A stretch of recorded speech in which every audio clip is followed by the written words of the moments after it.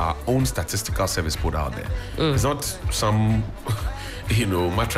research work. This is our statistical service. The same people who tell us about the inflation and we believe and food inflation, blah, blah, blah. They are the people who did this. That's right. Very staggering numbers. And those are the official records. Could be even Some who have not been way captured. more than that. And even of those who are in the workforce, what are the returns for working in Ghana, especially if you're earning in cities? Right. The value is just not the same. We've put some stats together. We've talked about that in the morning about how much more your salary should have gone up. That's right. If you were to have same purchasing power, let's say about 2 years ago, your salary should be twice as much as it is now. So even in the workforce, those who are working, how many people are actually okay with the salaries that they're taking? Then you add that to the teeming youth who are currently unemployed. Let's round that number up. 2 million. Do you know what 2 million? 2 million. 2 million. Like you say, idle pair of hands waiting for the devil to employ them. It's a serious matter. It's a very serious matter. In any serious country, we would have paused. Look, and let nobody get me wrong. I'm not anti-age. I respect old people. I honor them. I celebrate them. I'm just saying that we have reached a point in our country's history or in our country's life that we need the wisdom of the old and the energy of the young. The wisdom of the old and the energy of the young. You don't need an old man who's past 60 at the helm of affairs or the day-to-day, in charge of the day-to-day running of an entity. You don't need it. You need a younger person, 45, maybe inching towards 50, a little above 50, within that range under 60, to be guided by this old man or this old woman who has lived and worked in the public space, knows the terrain, and can sit as board chairman to advise. Sadly, we made younger people board chairmen, and we make older people CEOs, right? And then the funny thing is that you have people who have gone past the age of retirement who are in office, and they are tagging along with their children. They are bringing their children in. So the one who has the president's ear to advise him, say Yasser Manfo, for example, he's gone past retirement long time ago, no be today. That's right. Madame Elizabeth Ohene, a long time ago, no be today. Who's in charge of SNIT?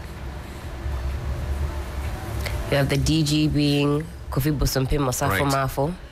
And as Mr. Ablusu said the other time, was a position advertised for him and others who are also qualified to apply? Or was it handed down to him? That was a good point that he made.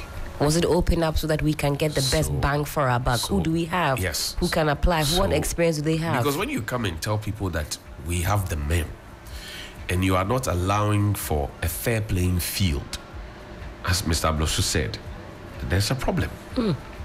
Because I don't think that if it had been made public, others would not have applied. That's my bane with the National Theatre.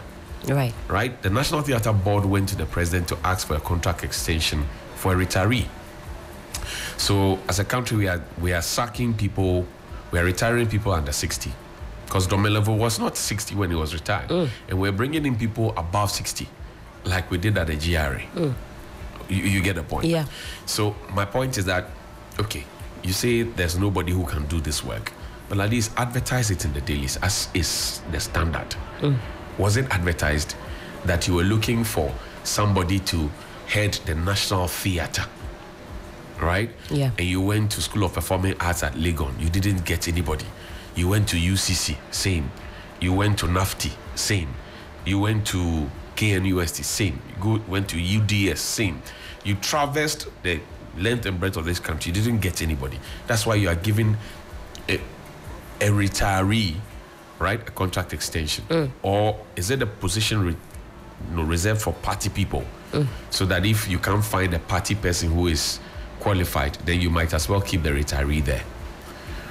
Because we've turned these positions into rewards. But that's not how this country started. Dr. Nkrumah worked with other people. Dr. Hila Liman worked with other people. Even President Kufuor, I was going to say, President Kufuor, he worked with other people from other political parties. Why are we making this, if it's my government in power, whether I am the most qualified for the job or not, somebody has to go, right? So that we can put somebody who is not fit in his stead. And then the company or the state institution is derailed. Everything falls. Well, we're seeing the evidence of that type of cronyism. This is my friend. And I'm happy that this issues broadening that conversation of meritocracy and who we put at the helm of affairs. I have a business, right? And surprisingly, if it's their private business, they don't run it that way. No. But when it gets to public business or government business, they want to run it anyhow. Because it's also what they deem government money. It's not. It's somebody else's money to play with. Our money. But how? Because if you employ somebody to run your business, and then the person is not able to deliver, right? And you see that the company is not making profit, and you see that things are not moving, there are certain pegs that the person should not be getting, right? If I'm paying you risk allowance, I'm paying you this, I'm paying you that, I'm paying for houseboy, blah, blah, blah, and all you are declaring for me are losses, why should I continue paying you those ones? In a private structure, where an employee is struggling, you see that they'll put some mechanisms in place. They'll put you under performance review. They say, we're giving you up until this time to turn things around. If not, I'm sorry for you. We have to get somebody who can fill in your shoes. Case, no. Things are allowed to go to the point of complete deterioration. I just want to know, for the other hotels that are not doing well and we are constantly being told they are making losses, how do those in charge feel? Let's say I sit here as a co-host on the morning show, and every single day I'm being reminded that my performance is so poor that it is leading the company into a ditch. But every day I'll wake up, shower, and come and sit here. How will I feel? How do they feel? Being reminded constantly that as managers of these very precious assets, they are doing so poorly. Do they feel comfortable? You see, do they feel okay? You see, when the principal, all right, the principal makes the agent feel that they have done nothing wrong, right? The principal here will be the president, right? Who appoints, right? He makes the agents that he has appointed to represent him, at certain places feel that they have done nothing wrong and that the people are the ones vilifying those individuals. What do you think the president is doing to them? Well, he's endorsing that kind of management. We were here when the former health minister told us that he was not thinking straight when he made that Sputnik v. Chobo saga, right? The president went to the Ashanti region, or was it the Bono region, one of the regions, and said that Kwajima Menu and the agric minister at the time were the most vilified. Yeah. How much have we spent on planting for food and jobs? It was under one man's, purview for 7 years, right? 7 whole years. What did we get from planting for food and jobs? But the man stayed at post. And I say that President Akufo-Addo had one of the very beautiful opportunities, because in 2017, he would announce his appointees or his nominees to parliament. And Komla Kluche is joining us. He's a parliamentary correspondent. He will announce, Komla Kluche is a journalist. He has worked in parliament. He has covered the presidency. He has done this. He has done that. So I'm taking him to the Ministry of Information because of his wealth of experience. And I expect him to change A, B, C, D. The tapes are there.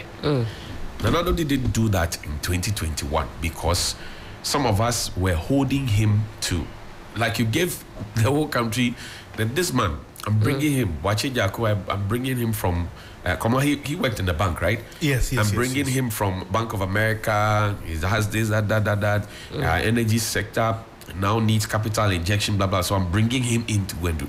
So if Wache Jaco comes and the capital injection doesn't flow, we will ask questions. And if we ask questions, why are you keeping him there? If what you took him there to do is not working, does it need to be changed? Nanado did not change most of his people. He rather defended them and told us that, we're vilifying them, all those ones. If you as the principal endorse such things, the agents will feel comfortable too. I mean, it is novel to have had one minister at one place for 7 years, 8 years. It's never happened in this country before. Never. People but were the president reshuffled. said he's pleased with his appointees. But you are serving us. It is not your private property or your pocket money. You understand? That's whole thing where we're told that, oh, he has his own money. He's not now coming to take your money, blah, blah, blah. At least now we know that some of those things, we shouldn't have believed them in the first place. Because how many more assurances have been given to us, all right, that didn't. National Cathedral, for example, is a case in point. Yeah. That we will not spend state resources on the National Cathedral. Now we even feel emboldened to go to Parliament to go and tell parliamentarians that so far this is how much we have spent from the public kitty. And in fact, we even want more to do what was the promise? So that we won't touch your money, I don't need your money to do anything, I'm too old, blah, blah, blah. We shouldn't have believed it. Because with the benefit of time, we know that is... And with this National Cathedral project, we talk about cronyism, meritocracy, and we have Sir David Ejene. Listen, we don't take anything away from his credentials. This is somebody of serious repute. But who else was offered an opportunity to also present drawings, also come to the table with their ideas? Maybe somebody who's maybe not as expensive, but we're going to get something beautiful out of it. There are even those that say that maybe Sir David Ejene could have even given us a discount, maybe done us a solid, as the kids will say, to partner with the government to produce this. Do you know the architects in this country? They raised a red flag, and Komla knows this. When Sir David Ejene was giving this, they said, but he's even not qualified to practice here because he wasn't here. Yes, and at the time, the minister in charge called him into the office and did that swearing. I don't know whether they have those kind of ceremonies alone, sidebar for anybody call. else. They did a sidebar call for him. Really? Which is normally, I mean, it comes like in the form of a graduation. So there's a graduation for one. Yes. Oh well. So you have the likes of Kwame Agboja, all of them who are qualified in this country, certified in this country. Yeah. We decided to jump all of them and favor one person. Now, the National Cathedral is not the only thing Sir David Ejene is building. That's I'm right. sure you do know that. Other things. Kamala, yesterday somebody tweeted something. Helen, I think you posted it, right? That what are you referring to? Parliamentarians, they came, only 47 of them. Yes, they went for break, they didn't come back. Indeed. So because of this LI, which has now been withdrawn, there's been a lot of conversation, in fact, about MP absenteeism. So the tweet reads as follows. Who has the tweets, though? So Nat G. Tete, he says, yesterday, only 47 MPs were in Parliament at the commencement of business. Right. Out of the 47, only 25 returned after lunch break, for which reason Speaker had to adjourn. They don't even go to work. So where do the MPs need sirens to go to? Are they going to funerals or lunch dates with their sweethearts? Where are they going? After lunch, 25 return. The rest, I don't know. You know how sometimes at the canteen when they do banku, right. you see their productivity starts to dwindle, goes down because viscosity of the soup. A bit of correction on that though. There wasn't any lunch break. Okay, it could be taken. Likely that it was, so to speak, a lunch break. But per records, and where I am, I always would refer to records. Well, the issue of quorum was raised. Okay. One at the time quorum was raised, the MPs in the House were not more than 40, and when quorum was raised, per the standing orders, the Speaker needs to get a table office to have the bell rang for 10 minutes. After 10 minutes, if the numbers still do not satisfy, then the Speaker will have to suspend the House for an hour. So it was that suspension for an hour that probably the tester could be saying was lunch break. They actually do not have lunch breaks, but they had a break. And this was so where did they go? Orders. No, it's the standing orders. The Speaker will suspend, and when they suspend, the expectation is that probably there are some MPs who will be at committee sittings. Yesterday were the committee meetings. Of course, committee sittings happen every day. When they the finance committee sits virtually every day. Record in the Hansard. I mean, what I can say generically is that committee sittings, committee sittings do happen each and every other day, and committee sittings are actually not announced on the floor that they are going to sit tomorrow. The various committees will decide on themselves that because a lot of referrals have been made by Mr. Speaker, and so as and when they deem it fit and necessary, they do attend. Now, this issue was raised actually by the Adentan MP yesterday on the floor, Ramadan, and you can see even his own colleagues from the NDC side,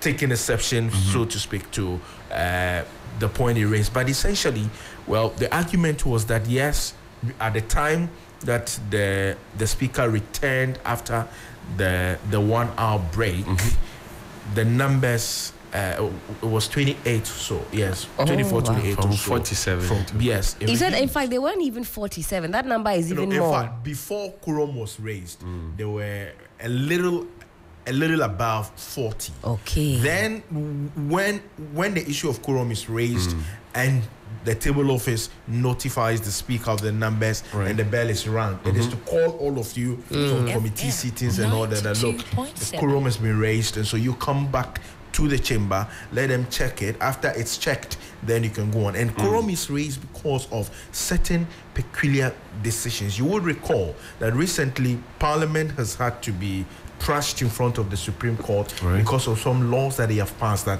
one, they didn't go through the procedures rightly, they didn't have the appropriate numbers and all that. It's for that reason why, especially the minority or the NDC side continues to raise the issue of the quorum. And so when the speaker raises and then the bell is rung, after 10 minutes, if they don't have the numbers, the clerks at table will inform the speaker that we still do not have the numbers. So essentially, yesterday was their first working day of the week, if you put it that way. No, they've started extended sittings, which has come to Mondays because they brought back rising, Mondays. Yes, yes, Mondays have been brought in because they'll be rising. Why did they need that LI so badly? To be overspeeding and be crisscrossing? Why did they need that LI? Well, if you listen to Apia Kubi, who justified this, and also Dominic Ayene, who is the NDC MP who chairs the subsidiary legislation committee, they make the point that yes, of course, if you look at the volume of work that MPs do, they equally have a lot on their table. Now, the questions I even asked him is exactly what the public is asking. If you know that you have to get to Parliament, I know Parliament starts at 10 a.m. I always leave this office by 9:20, 9:30. From here to Parliament is about 10 minutes drive. Yeah. I sit before it's 10. Every other time that the house seats, if you know that your house, or you live even in Kofredia and you come to Parliament every day, if you leave Kofredia, say at 5 or even 6 a.m., with the traffic and everything, you can still get to Parliament before it's 10. So I asked, why would they not leave home early? And he says, okay, they leave home early, they get to Parliament, and for about an hour or two, they are not doing any work, they are idling about. What's that supposed to mean? They have other things that they have to do. In fact, you can't read the documents in their pigeonholes. Well, I mean, you could clearly tell that there was that deliberate defense of the provisions that they sought to introduce in the legislative instrument. And it didn't make a lot of sense to me, but well, I mean, the anger that was shown by the public clearly tells that they cannot do things on their own because they are representatives of the people. Now, I'm just quickly going to go to the original copy of the original legislative instrument, which is LI 2180, Road Traffic Regulation 2012. And I'll just go strictly down to the section 74, which is on horns and sirens. Right. That a person who drives a motor vehicle shall ensure that a motor vehicle is fitted with an efficient electric or pneumatic horn, or with a bulb horn which gives out a single note when the bulb is pressed. 2, a person shall not fit on a motor vehicle a warning appliance other than a type approved by the licensing authority. 3, and this is where the issue is. Despite sub-regulation 1, a siren or bell may be fitted as a warning appliance and used on the following classes of vehicles. 1, a government vehicle used for official purposes by the head of state, a police vehicle, a motor vehicle used by the fire service, a motor vehicle used by an ambulance, by a hospital or a clinic, a motor vehicle used by or recognized government security agencies, a bullion van registered with a licensing authority. Now, this is the category from the original legislative instrument. Now, if you go to what was submitted to the committee, still under that. Now, what was introduced was that 3, and this is the amendment to it, that the principal enactment is amended in Regulation 74 by the substitution for sub-regulation 3, which indicates that a siren or a bell may be fitted as a warning appliance and used on the following vehicles of motors: a government vehicle used for official purposes by the head of state, a police vehicle, a motor vehicle used by the Ghana National Fire Service, National Ambulance Service, 92.7, used by an ambulance or a hospital or clinic, and then used by any other government security agencies, and a bullion van registered with the licensing authority. Now, what was laid before the House, and this is where the issue is. So I don't know, but no, I'm doing a chronicling. Okay. So you see how the changes came. Right. Now, this was what was laid before the House on the 14th of June, when Speaker himself, Bagmin himself, sat in the chair. It was laid, and I recall vividly the Minority Chief Whip Kwame Govins Abuja asked for the report, and they said, "Oh, it's been advertised." And but the Speaker said he is not aware of it. But the evidence that we have, which the story that we played, exposed that. And he said there's nothing, in fact, nothing has come before the House as such. But the records, which is even still available on the Facebook page of Parliament itself. Yes, it's still there now as we speak. Now, this is what was laid before the House: a motor vehicle used for official purposes by 1, the head of state, the vice, the Speaker of Parliament, the Chief Justice, ministers of state, justices of the Supreme Court, and members of Parliament, and a police vehicle used by the Ghana National Fire Service, used by the National Ambulance Service, used by the hospital or the clinic, and then any government security agency which is properly licensed, and then a bullion van. And so if you look about the same thing, if you look at the first 1, 2, 3, 4, 5, 6, 7, and you see the original one was brought down, an amendment which included the Chief Justice, the Ministers of State, and the MPs was brought up. I see. Now, you know, the view out there is that Parliament is fast gaining the I don't want to say notoriety. Well, you've just used it, so it's fine. For seeking things that interest them and not the people they serve. So, for example, we're in this country. On one of the front pages, well, is it 160 people who have gone missing, dead, and some investigation is being called, right? It's on one of the front pages, right? It's there. 610 people, missing persons, right? It's there inside. It's on this in one. The inside? Yes. Oh, okay. It's there on the inside front page. 160 people, and they're asking for investigations. The people who serve us, we were here when they asked for bodyguards. Kamala, you remember that? Yeah. The members of Parliament, when we said that, oh, the country, we are all afraid. What's going on? The bullion van shootings, police was killing police, and you know, people felt unsafe. The first thing they did was not to ask for the the totality of all of us and our security. They went straight to say, give us bodyguards. Armed bodyguards, that's what they asked for. When the citizens complain about times being hard, you find Parliament unanimous in their defense for their ex-gratia or some allowance or something. Car loans, that one. When you say, this year, the car loan, no, we are united in it. Now you want to use, and you know that Dr. Akufo Dampari, policemen have arrested members of Parliament and DCs for overspeeding and breaking the law. Yeah. And so why do they want to go forward and do this? Why? I'm trying to understand what went into the conceptualization of this whole thing. Let me quickly respond to the issue of the first one you raised regarding the use of this. I mean, we've gone past that, but I mean, as MPs, we do understand. If you look, for instance, at the happenings at IOSO West Wagon, where St. George came, right in front of attack and all that, he didn't have a security then. There was no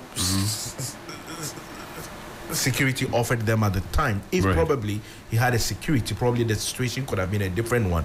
Nonetheless, I mean, an extensive discussion has been had on this, both sides of the house, and they came to the realization. The Interior Minister at the time, Ambrose Derry, made a justification, and then each of them has been granted security. But that's okay. But mind you, that's not okay. If you are that's not okay. No, I'm using the word okay because we've moved on from there. No, we have not moved on.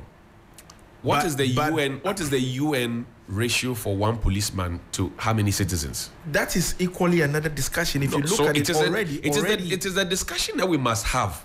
Yes, nonetheless, the employee cannot be more privileged than the employer.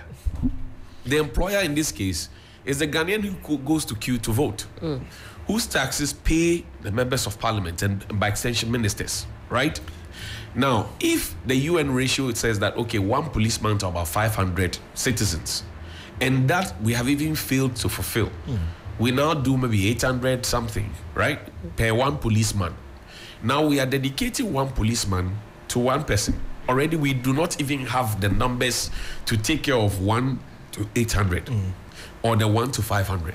Now we're dedicating a policeman to the member of Parliament. But the member of Parliament feels endangered. What about the citizens that they serve? Of course, and this is a discussion that we cannot just do they feel safe? Do the people feel safe? These are MPs. I reckon the fact that yes, they represent the interests because of the people. How Akum Singh is able to defend herself and shoot a gun. She was defending. The policeman was there, but she said, it was in self-defense. If you can defend yourself, really. Regardless, I think it's equally the main reason why, recruitment into the police service or the security services needs to also be opened up and be a transparent one, of course. Nonetheless, yes, I am of the firm belief that the number of security men we have in the country is not adequate. And I equally also believe that, yes, I mean, if ministers have bodyguards or security guards, I don't think it's too much for MPs, especially looking at how polarized the climate is in the country. So you say two things can be true at the same time. It is true that they need more support in terms of security, but it is also true that something has to be done in that regard. So I agree with both of you. I'm just saying that if the MPs want to feel safe, the ministers want to feel safe, it is okay. It's their right. They should make the citizens feel safe too. All of because this is... if 610 of our citizens can get missing, right? 610 of them are missing. Yes, recently, somebody was beheaded. Was it in Wa or so? Right? If the citizens don't feel safe, that's in Bali. Yes, the citizens don't feel safe. So if the citizens don't feel safe, it is their duty bound to raise those questions. Yeah. I remember when that matter came to Parliament, they only raised the questions about security for members of Parliament and case closed. No extension to security of citizens. Because increasingly what our leaders do is that they spot the problem and then insulate themselves from the problem. So they recognize that the problem is there, but theirs is to protect themselves. And me who is employing you, I'm trying to understand. And I also insert this issue of big manism, big womanism. Sometimes status symbol. Yes, status symbol. It's a very big conversation. This idea, very big conversation, and also calls into question the politicization of the security services. Look, recruitment is being done. We have seen the police administration come to deny that yes, they are not doing any enlistment whatsoever. The Minister of Interior yesterday equally came to the house. You know, the minority pushed him. So yesterday was a banter between him and then the minority chief whip that yes, we have asked you how many people you are employing. The Chronicle newspaper put out a publication of about 13,000 or something. I stand to be corrected, but a number of people who to be recruited. Yes, and he's come to deny that that's not the case. But I mean, there's a backlog, and the backlog is about people who have already applied, you know, and they were not paid. They need to clear that backlog. But point herein is that the minority, and I mean, this should not even be about just the minority. Recruitment, as I have known, I remember when I was growing up, my uncle used to say that, look, he wants me to join the military. Right. For me, I don't have that strength to go and join the military. I'm not going to go through any beating and those things. No, I don't want it. But we saw enlistments being done and the processes they go through. It's recently that we are beginning to see how politics are. Maybe at the time, I wasn't so much politically conscious, but it's recently I'm beginning to see that NDC accusing MPP that they have brought in goons, they have brought in this, and MPP equally accusing. But point is that the fundamental thing is the processes must be transparent. You know, the question and fair. The question I always ask when this backlog conversation is raised, if Helen, the cutoff age for recruitment is 24, and we wait 3 years after Helen had applied, she would no longer be 24. Of course not. So every day she's growing. So what backlog are you talking about? At the point of entry, she must fit a certain age requirement. So what backlog is being spoken about? And the backlog, do we know how many exactly are on a certain waiting list? Because I have had cause to show video evidence here. Prison service is recruiting. Immigration is recruiting. Fire service is recruiting. Meanwhile, they'll tell you the payroll is choked. But you will find people in the training schools. And sometimes some of the people who train them tell you that, look, we are on a very dangerous path because people are brought in, trained for like 3 months, some less, and the next thing, they are out there. I mean, from what I know, 2 years is what I think 18 months or so is what you need, right? Now, you do the first 6 months, whether in the college or the recruits training school, blah, blah, blah, blah, blah. And then you are attached to senior officers to do your national service or internship kind of. So you serve under them. And then within that period, you become a full, whether it's a constable or an ASP or a lieutenant or whatever it is. You have to serve and satisfy that requirement. And then after the 2 years, you do another 2 years. If your record is good, you pass your exam, you move to the next rank. So they have a structure. How did we get to the point where people do less than 3 months, some do less than 6 months, and the next thing you find them in a uniform? Maybe they're super qualified. And you ask them to write their names, and they can't write their names. And our friends at the bank say when they come, they want you to write for them. Look, it's not a joke. It's not a joke. Recruitment is not a joke. And there's a reason it must be spread across because of regional balance. Imagine if we had, and Adam Buna raised this concern some time ago, that it was a dangerous thing for us to have had top security couples in this country trying to put themselves in tribal groupings. So what if the guns in the police service decide that, they are also going to unite and form an association, and then the others too decide that we're going to do, and then the Wala people too decide that we're going to do it, and then the Dagombes decide that we're going to do it. I mean, can you imagine what we'll have on our hands? So as for the recruitment, we must not joke with it at all, and we must move away from a situation where Politicians take pride in announcing on their Facebook page that, oh, I have been able to help recruit 35 people. Where do their allegiance stand? Those people who will be recruited, whether it is NDC or MPP MPs, and that then is a spot-on question. They take photos with them and they put it on their social media pages as achievements, right? As achievements. Meanwhile, we know that to serve and to wear a uniform is supposed to be apolitical. Absolutely. So the question is that the gentleman who, you know, you have showed on your social media page that you helped him get recruitment into the service. Right. If a month or two or a period after you get involved in a traffic regulation or you breach the law, allegiance ties to you. Yes. There is absolutely no way that person can stand up to you and say, you don't buy the hands that feed.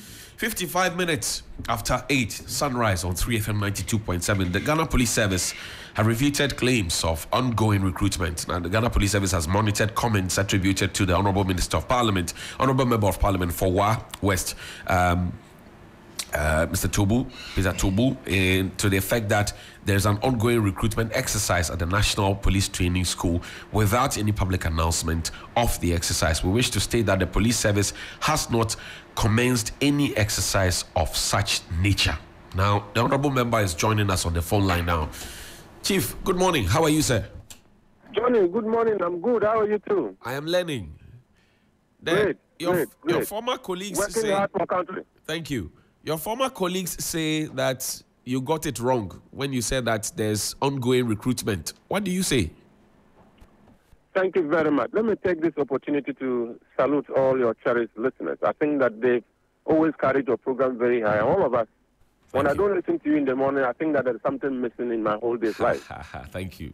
Good job done. Thank you, sir. Continue on that path. I think that Ghana will acknowledge you one day very soon. Grateful, sir. Bro, I want to salute the Chief of Defense Staff, the Inspector General of Police, Comptroller General of the Immigration Service, Chief Fire Officer, the Director General of Prison Service. They've all worked with me. They know me. Even at the Defense and Interior Committee level, we've discussed so many things about Ghana's security, about how can we strengthen these security institutions, because our democracy is anchored on a very strong security sector. Whatever we can do to strengthen this particular sector, we should be able to do that. What is the story about? How do we all start? I think that all of us have been watching the politics of this country to the point that you find members of parliament coming out and telling the world that, listen, I have been able to put 100 people into the police. I've been able to put 50 people in immigration. I have been able to do this because I was given the slot and I carried the people in there. Is that a new way of recruiting? No. And Honorable Harry Cote, recently appointed Minister for the Interior, went to the police headquarters on his maiden visit, and shockingly, publicly, he made a pronouncement that he's had so many things behind the scenes, but he's brought them good news on that day. And what was the good news? He has told the IGP that he is compiling an additional special recommendation list for the police academy where officers are being trained. And when I heard it, I said, Honorable Minister, getting people to the police academy is an administrative function directly under the Inspector General of Police. It is not the duty of the minister. You cannot be compiling a list. You don't even have the staff list of the police service.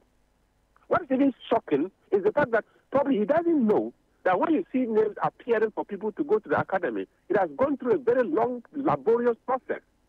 That you get a recommendation from your district commander, it goes to the region, it comes to the national, and then the national will sit as a board to review all the special recommendations. And gradually, maybe out of 500 special recommendations, they can only arrive at maybe 50 or 100. And those are the names that they ask the people who have taken part in the entry exams to the police college and succeeded. They add to that number and you call it a course. And when that is done and you start a course, you can't go adding on.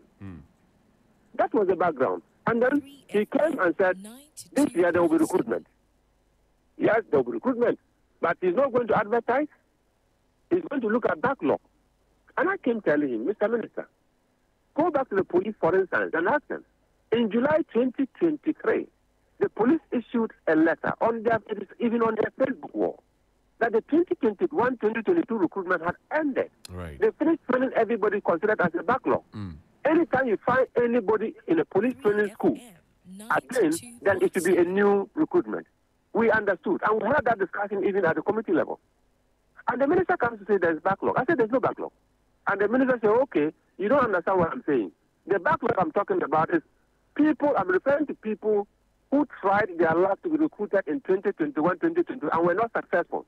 So I want to give them a second chance. And I said, oh, beautiful. If that is the case, please publish it. Put it in the media. Put it on newspapers.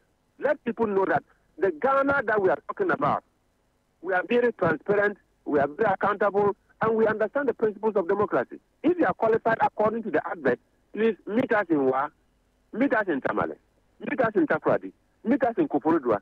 Recruitment has been decentralized. And come along with what you have to show that you are qualified and to show that you've applied before in 2021 and you didn't get a chance. If you do that, we don't have any problem with you. But you cannot, on the quiet, be putting names together and say that you are not advertising and you are recruiting. And finally, we heard that there was going to be medical screening. I rose up and I said, if there's going to be any medical screening for this category of people, anybody at all in that category, from Tamale, from Axim, from Aplawo, please, all of you should be gravitating towards the police training school, where it is going to happen. Finally, it never happened. And thank God, yesterday night, the police came out on their Facebook wall, refuting the claim that they are doing any recruitment. I am grateful. I am sure that they will probably collaborate with the Minister for the Interior and do what is expected of them and do what is right. Until then, we are waiting. And we don't want to see anybody carrying a chop box going to Asim Fosuda is going for training, or going to the Accra depot that you are going for training, or going to Ho or Kwalugu that you are going for training, when we haven't seen any recruitment. If it happens like that, I am sure that they would have been promoting insecurity within the security sector, and that would be very unfortunate.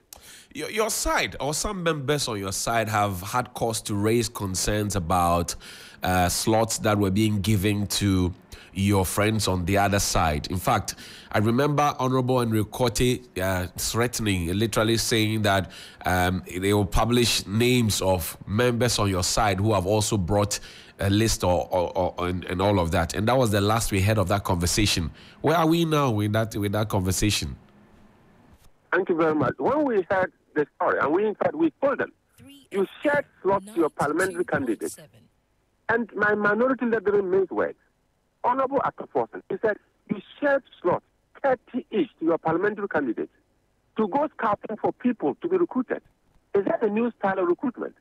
This is unfortunate. Stop it. And the man says, oh, is that what you are saying? If you joke, I am even going to publish your list also, the name that you have also brought. And I challenge the minister, please bring it on. Publish the names. And let's see. And even if you publish the names, is that the right thing to do? You are a new Minister of Interior. What is happening is wrong. We are telling you it's wrong. Stop it. Up to date, nothing has happened. But I don't think that it is right to be sharing slots. You see, that has accounted for a lot of corruption in the system, and you hear people selling slots here and there. Because if you give somebody 5 slots, 10 slots, 20 slots to go and look for people and bring, and the person has an opportunity, and you see, this is very marketable. The person has an opportunity to be approached by somebody who says, oh, if you support me, I can give you 20,000 for 1 slot. And he starts selling. Is it the police that is selling slots? No. Is it the immigration service that is selling slots? No. Who has influenced the sale of slots? It is the politician. Are we building an institution that can stand the test of time? Of course not. So what we are doing, we should do things that are right, and very particularly in the security sector. Let it be so transparent. And the first thing in recruitment is the desire. You should have the desire to become a police officer. That's the first requirement. You should have the desire to wear the uniform as an immigration officer. It isn't that when you are in your groundnut farm, your uncle says you have completed school for a very long time, there is no job.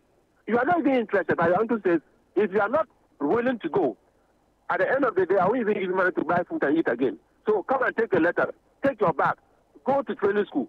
You have been recruited. No exams, no screening, no medicals, and you are recruited. And when you pass out, I am telling you, you find a lot of people who will be wearing uniform. The one in the uniform is not the policeman. The one in the uniform is not the soldier. The one in the uniform is not the immigration officer. You only see uniform. But the human being in there has his heart far away from the job that he's professed to be doing. And gradually you find that you can have 20,000 officers deployed for a job, and only 2,000 of them will actually be doing the job. The other 18,000 is just waste that we are paying, and we are not getting results.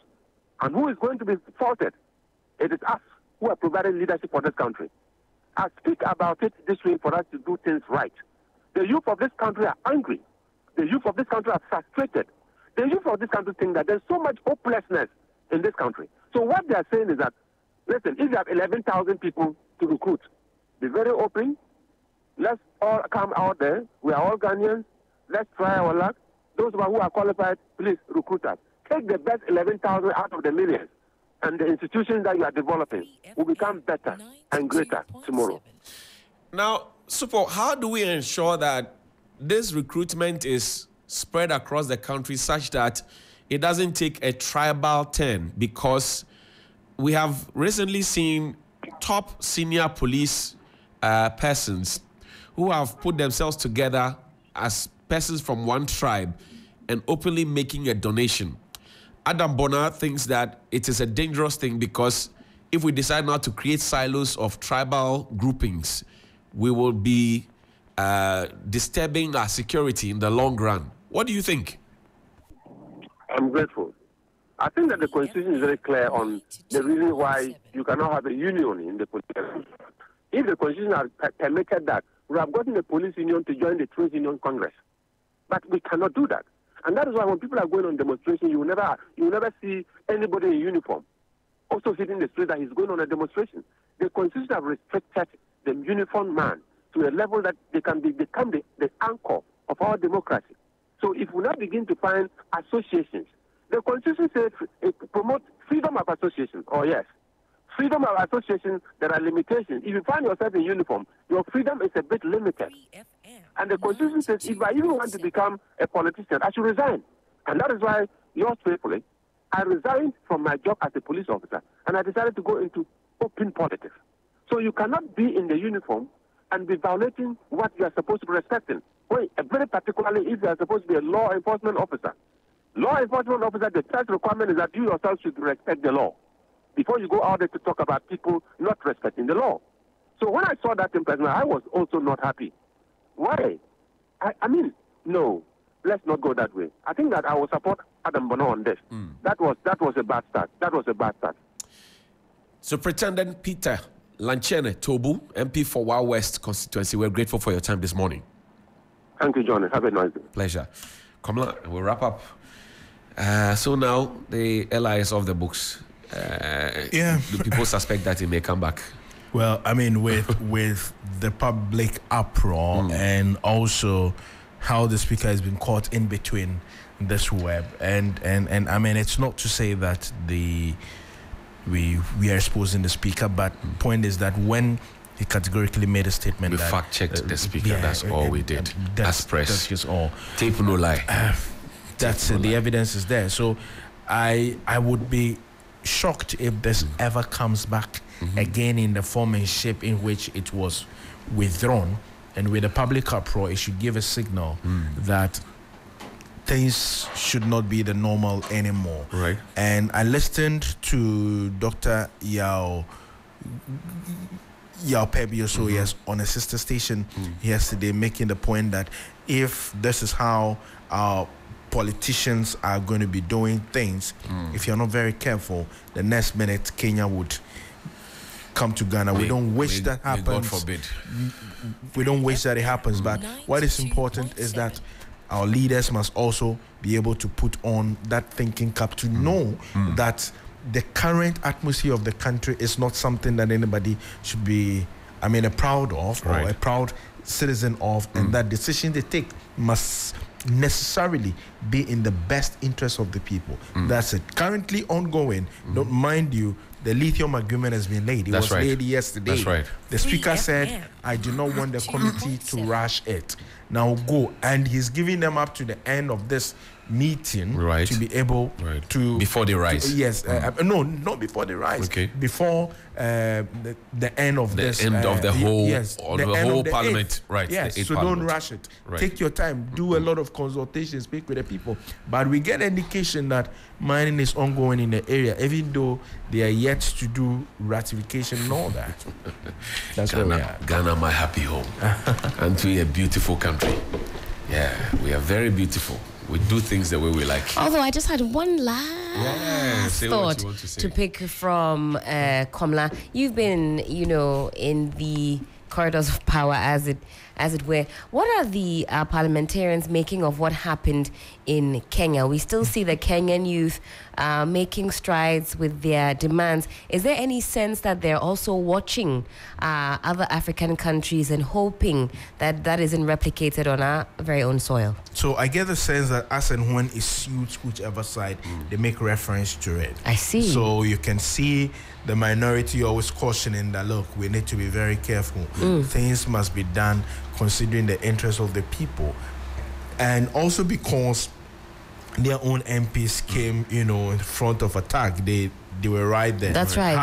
How they had to whisk them away. Sly Tete and cohorts, they had to be carted out of there. But I think it is a very interesting conversation. But also, I keep saying, you say Ghana, we talk a lot. And now the only thing we can do is to write or vent our spleen on social media as to whether indeed the people will be able to go out onto the street or not. We cannot predict what will happen tomorrow. But if you want to go on the street, police will restrict. That's the thing. So they'll tell you they don't have people to help you to demonstrate. Exactly, because they have people to stop you from demonstrating. So if they really have taken into account the happenings in Kenya, knowing that it's not too far away from what we had here. Look, I'm saying that the kind of preview or the kind of uproar we have had in the past 24, 72 hours or so thereabout regarding this ally, if the same energy was exerted to the government at the time, the e-levy would not have passed. The e-levy you and I, have continuously spoken against. The government the government simply did not listen. They didn't budge, but if they didn't budge, I think we were romanced. No, the government romanced us intensely with e-levy. They said that e-levy was going to be the panacea to our problems. We were being difficult. We should buy into it. If we buy into it, no IMF. They came hard at us like, take this one, we won't go to IMF. We were romanced hard, so we pushed against it, but government managed to convince us that e-levy was the aquabomb to all our problems. We have seen the shame that it's brought. Regrettably so, it's brought a lot of shame. Shame in the sense that how much has been accrued us? Well, even that, the thresholds have been taken away. People now loading money onto their merchants. Now you don't even understand what is charged at your time. And we refuse to complain. So literally, it's my capital. Let's say I have 10,000 cedis. That's what I use for my mobile business. Each time I want to move it from one point to the other, it's my capital. I get taxed for moving my capital. I've not worked with it. I'm now going to work to make profit, and then I will pay whatever is due the state. I have not started work, but the money keeps reducing. Like now, so my I think capital it's is on reducing. anything and everything. Whenever you send any amount of money, they can just come and tell you. That's it. You don't even know. I've stopped complaining about it because it appears they are flouting their own laws and all of that. Look, when we come to power, and I'm using both NDC, when we come to power, we will abolish e-levy. Dr. Bawumia said he's going to abolish it. John Mahama said same, isn't it? Dr. Bawumia is going to save his government from his government. Is that what? That's what it means. And what's wrong with that? But he has power now. He works for somebody. Well, but he was employed by somebody. Well, but he said it himself. I played that. What do you call it? That tape here, that insert here, where he was asking for. I think John Mahama was asking for a debate. Yeah. Said he should go to the market. You should go to Sangma and go. And then if he can, and then if he can do what do you call it? He can do something about it, or the things that people are complaining when he gets power. He should actually do it now because now he has power. I'm told those things are being put to him. I'm told he cuts out for a construction of some dualization road or something somewhere in his constituency thereabout, and the chiefs are asking him to. Maybe the debate has started. You never know. Hey, look. It's not anything good for us as a country. We should never wish Kenyan on us. And I also think that the political class must be able to have a thinking cap. We have missed the times of Peace Appeal for it, who would stand up to his own people I'm not too sure which of them will ever get. And well, Apia Kubi tries to do that, but then he backs down each time party interests come up. I'm not sure. He starts, and then when party maybe his suggestion for him when he speaks, I give it maybe 8 weeks or 4 weeks before I confirm that's his maybe position. It's just been about Maverick and probably for the optics. I mean, he makes the headlines and all that. But I mean, if we want to see a PCFP style, it has to be felt in you. In fact, you should be able to live it. PCFP for never had any friend in Parliament. He did not, and it was deliberate for him not to have a friend. I interviewed the man. He said when he calls the president, he doesn't pick the phone. Exactly, and no. When was the last time his friend has abandoned him? Oh, where is he now? I guess he should be in the village in the constituency. Yes, he's there. He said, he said his friend has abandoned him. He knows the telecell number, but when he calls, they doesn't pick. He told me maybe there are so many missed calls the president is trying to return. Oh, by your friend who you were in parliament with. Yeah, it will get to him soon. So he's responding to all the missed calls. This was in 2021. We will get there. He should wait for his time. Yeah, people have been calling from 2008, so he should just wait a little bit. I hear you. But I can tell you, as my colleague, Deputy Minister said, we are not